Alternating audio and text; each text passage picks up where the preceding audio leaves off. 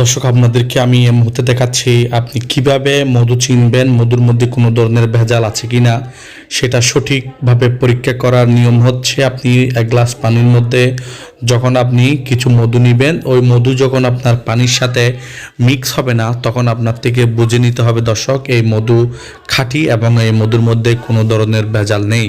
আমি দর্শক আপনাদেরকে দেখানোর চেষ্টা করতেছি যে আমরা যে মধু আপনাদেরকে দেখাচ্ছি সে মধুর মধ্যে এক গ্লাস পানির সাথে কিছু মধু দিয়ে আমরা পরীক্ষা করে দেখাচ্ছি যে এই মধু আসল নাকি নকল। কিন্তু পরীক্ষার মধ্যে আমরা যতটুকু সঠিকভাবে তথ্য পেয়েছি সেটা হচ্ছে এটা অরিজিনাল মধু এবং পানি এবং মধু আলাদা, দুইভাবে আলাদা হয়ে রয়েছে এবং পানিগুলো ফেলে দিচ্ছে আপনাকে দেখাচ্ছি।